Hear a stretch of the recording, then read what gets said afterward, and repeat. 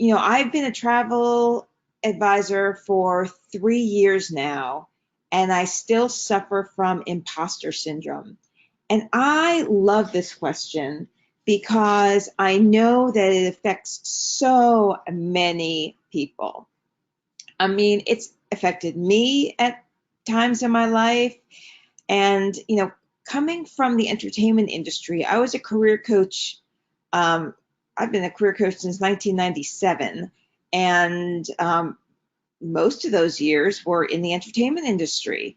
And I would coach people who had Emmys and Oscars, and they had suffered from imposter syndrome. Now, if you're wondering what imposter syndrome is, the persistent inability to believe that one's success is deserved or has been legitimately achieved as a result of one's own efforts or skills. Everyone thinks that you're an expert, or everyone thinks that you're an amazing travel agent. Everyone thinks that you're traveling all over the world, and you're thinking to yourself, oh boy, they're going to figure me out. They're going to figure out that I have no idea what I'm doing, or you just don't feel like you live up to what everyone believes that you are. So I love this quote from Maya Angelou, who says, I have written 11 books, but each time I think, uh-oh, they're going to find me out now. So as I said, even the most successful people, the most brilliant people, the most talented people, the most educated people can suffer from this, because you are creating, potentially with your marketing, an image of you, and you might be feeling differently about yourself inside. So I wanted to bring this up because imposter syndrome is kind of the opposite of those people that you see. I remember years ago, there are, I've met people in the entertainment industry who walk around like, I've got this deal going on. I'm best friends with De Niro. I'm this, I'm that. And I'm thinking, this guy's got nothing going on. Like, clearly he's just dropping names and saying things to make everybody think he's something. Whereas the people who really had things going on were not necessarily the ones who were bragging about it, and the ones who were secretly worried that they would never work again, even though they were currently working on an Oscar-worthy film. So basically, what I'm saying to you, all of you who feel this way, because if you notice that at the very bottom there, it says people suffering from imposter syndrome may be at increased risk of anxiety. The bottom line is, I mean, the opposite are those people who brag and like make up things and puff themselves up. I mean, I guess I could look for what an antonym for imposter syndrome is, but it's not necessary. The point is that for those of you who are feeling this way, who are feeling like an imposter, who feel like you're posting about things that are happening, maybe you're posting that, oh, you just became a dream maker, or, oh, I just, graduated from, carnivals training and now I'm a carnival specialist, or, you're posting about these things, but inside you don't feel like you're a specialist. You feel like an imposter. You may have been doing this for 3 years or 5 years or 10 years, and you may have sold 20 group cruises and you still feel like an imposter. Here's what I will say to you. Feeling like an imposter is a choice. It is a decision that you are choosing to live with, because you're putting a pressure on yourself of what it means to be successful. So you're feeling like people are seeing you in one light, and that you are not what they are seeing. But successful people are always learning. They're always growing. So if you are striving to learn, and if you are looking to grow every day, then you are doing the very best you can. And therefore, you are a success, because you can have the confidence to know that if somebody comes to you with a question that you don't know the answer to, all you have to do is say, let me do some research and I'll get back to you on that. And you have the community and the company to come to and get help. But if you've been in this travel business for 3 years and you have been studying and you've been watching webinars and you've been out there, even if you've never booked anything, but you've been marketing yourself and you're ready to start booking, doesn't matter how long you've been in travel. You can be a travel agent for 30 days, but you've been putting up something about travel every day for 30 days, and you're not an imposter. You are a travel agent. You are a travel advisor. And you are as educated as you've given yourself the time to be. And you are as connected as you are as far as being involved in the Inteletravel Departure Lounge. Okay, move this over here. So we still have. Okay, so these are my top 10 tips for new agents to avoid overwhelm or discouragement. But let me tell you something. It's not just for new agents. It's for any agent. All right, so the first thing is set reasonable expectations.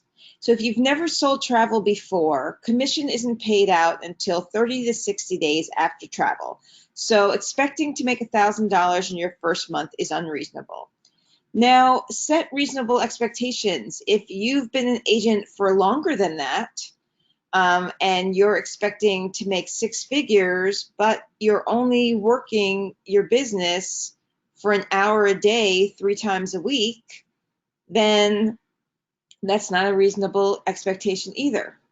Educate yourself to build your knowledge and confidence. We provide a quick start guide, a training manual, Inteletravel University videos, supplier education videos, customer support Q&A videos. So all of these videos are being recorded, and you can watch all the past ones. And we also have a podcast. Plug into live trainings. Inteletravel provides supplier webinars and live Q&A webinars like the one you're on now. Tour your back office. Click on everything clickable at least once a month. You'll discover resources you need and didn't know you have.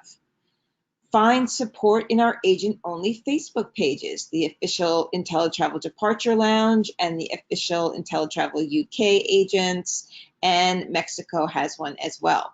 Use the search tools to look for questions that have already been answered. Get excited about your business. The only difference between fear and excitement is your perception. Same thing is happening in your body physiologically. Talk about your excitement for travel. Share it on social media. Wear it on your t-shirt. See your print shop in the back office. Learn about our marketing tools. Can you please repost this for us? Yes, I can. I will do that. I will do that after this, I promise. Learn about our marketing tools. Find them in your back office and dive deeper by checking the note sections of the customer support webinars in your IntelliTutorial library to find training on different ways to use the tools. Find an accountability partner or group.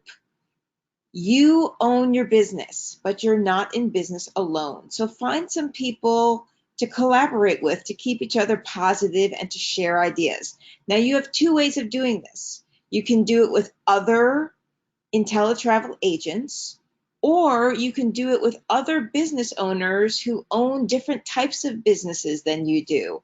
Maybe somebody's an accountant, maybe somebody's a nutritionist, maybe, and they're all people who are looking for customers, like you're looking for customers. Because this way, you can see how other people do it in other businesses and learn from them. Create doable goals. It's the beginning of the year, so everyone is creating goals for their year, right?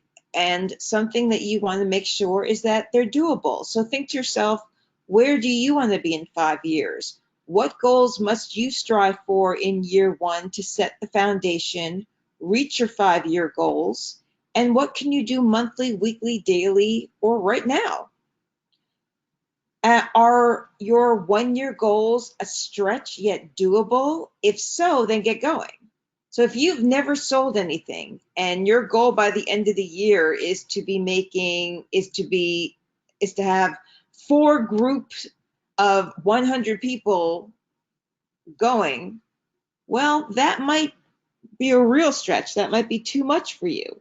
Now you can have a goal to have, 1 group going by the end of the year. And if you hit that in month 6, then you readjust your goals. You say to yourself, wow, I see that these goals, I've hit this goal once. I bet I can do it 3 more times now by the end of the year, because you've done it once and now you recognize what it takes to do it. Okay, but set something that's doable for you. You can always adjust it. You are an entrepreneur. Go you. Show yourself some grace. So now let's get back to those imposters, right? Show yourself some grace. You will have successes and make mistakes. It's all part of the process, but be proud of yourself for going for it. So to finish off this imposter syndrome, you are going to have days where you feel like, oh my gosh, why would anybody trust me? What do I know? You're going to have days like that. So any day that you have a day like that, go into your back office, find an Inteletutorial, watch it, and get excited about something and get going again. As I said, it's a decision to choose to feel like an imposter. No one is an imposter. Every one of you is an Inteletravel agent / advisor, whatever you want to call yourself. You all are, because you chose to be. How much you know is dependent on how long you've been doing this and how much you've been learning and how much you've been selling. But you are still a travel agent, and you will continue to learn and you will continue to grow. So if you want to make a better choice, which is not to believe you're an imposter, but to believe that you are a travel agent who is learning and growing every day, then do something to learn and grow every day so that you don't feel like an imposter. Okay? And whenever you have those feelings of being an imposter, just say to yourself, this is a choice I'm making. I'm going to choose to feel another way. I'm going to do something else.